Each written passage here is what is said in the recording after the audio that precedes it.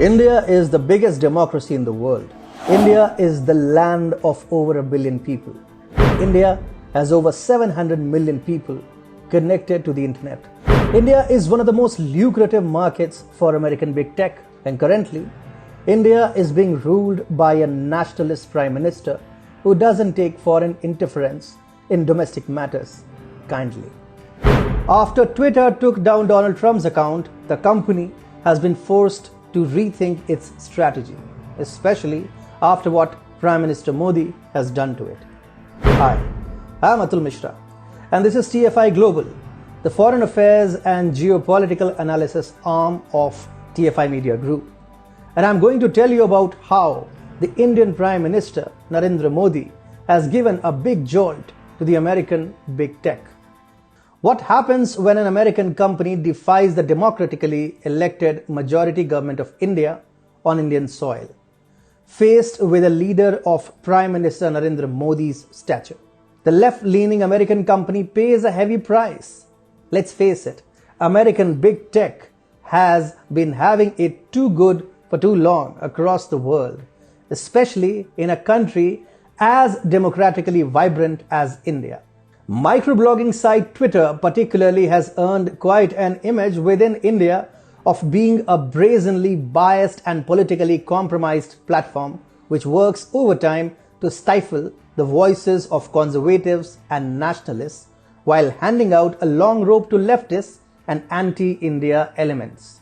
Only recently, in the wake of the farmers' protests in India and the January 26 violence effectuated by anarchists masquerading as peasants, the Indian government had directed Twitter India to block access to 250 vitriolic accounts who were found to be inciting grievous sentiments among the people of the country and sharing absolute falsities via their handles.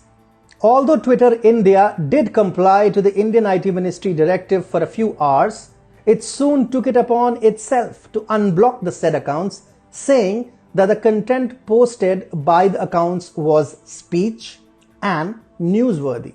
What was the specific content posted by such accounts, you may ask? Almost all of the 250 accounts which India's government directed Twitter to block had used a highly inflammatory and vile hashtag. Hashtag Modi planning farmer genocide. This, mind you, according to Twitter, was newsworthy content. Needless to say, the Modi government is now infuriated and has taken it upon itself to straighten Twitter up. In a new development which signals that the first moves have been made by the Indian government to tame Twitter, the microblogging site's public policy director for India and South Asia, Mahima Call, has resigned from her post. While those in the know of the development have told various media outlets that Mahima Call resigned due to, quote, personal reasons. Many believe that Call's resignation has a lot to do with Twitter's recent spat with the Modi government. It is not entirely impossible that Twitter let go of Mahima Call and shrouded it as a resignation of sorts in order to fix its free-falling ties with the Modi government.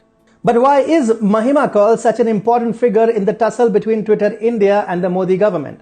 For the simple fact that she is anything but neutral, and as a consequence, unfit to serve as the public policy director of the microblogging site for India and South Asia. Mahima Call was hardly a friend of the democratically elected government of India. When it comes to her opinions on the ruling BJP and Prime Minister Modi particularly, abusive vitriol was free-flowing on her timeline before she joined Twitter as the public policy director in 2015. As a person with her biases right in place, the Modi government has found it annoyingly difficult to work with Twitter.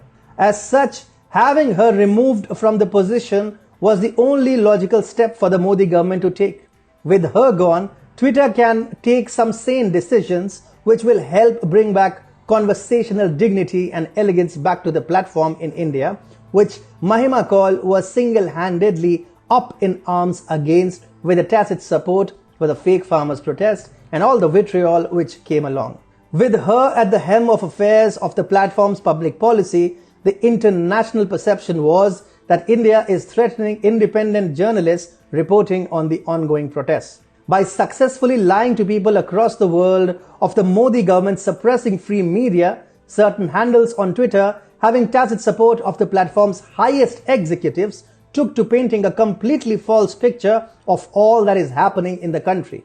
When exposed in their endeavor to globally defame India and destabilize the Modi government, the same individuals and vested interest groups took to alleging that the government was pressuring Twitter to curb free speech of journalists and protesters so that it could quell the protests. We know all of these assertions to be abject and ridiculous lies. The government of India has gone way beyond it should have, in fact, in trying to placate the protesting farmers who have been agitating on the borders of the national capital, New Delhi, due to the sheer fact that they have been misguided and lied to. While Twitter should have played a constructive role in allaying the fears of the select farmers who are threatened by the liberalization of India's agricultural sector, the platform instead took to fear-mongering and giving a free pass to professional liars and anarchists. Within India, there is a palpable anti-Twitter sentiment which has come to exist aggressively in the weeks gone by. If there was any doubt about the complicity of Twitter India in the fake farmers agitation, a hashtag currently trending in India should put such doubts to rest. Hashtag Mahima please don't go was seen trending on Twitter on Monday, and the tweets thereunder were all by the protesters, opposition party workers, and anti-India elements in general. Twitter has aided in a fake narrative being spread worldwide, that of a Hindu nationalist prime minister working to upset and specifically target the Sikh community of the country. This is a lie like no other. If there is one prime minister which has gone to astronomical heights to make the Sikh community happy, it is Prime Minister Modi. Yet, he is being targeted by a sophisticated nexus of Pakistanis and Khalistanis, which is an imaginary country, by the way.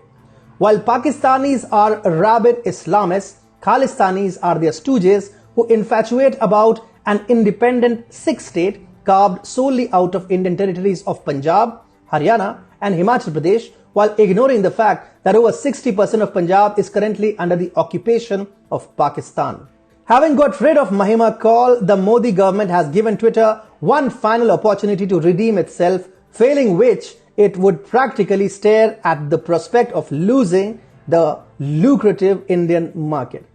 After news spread of the public policy director quitting her post, the Modi government sent another notice to Twitter calling for the suspension of another 1,178 accounts suspected to be linked to Khalistan sympathizers or backed by Pakistan over the misuse of the microblogging platform regarding the farmers' protests.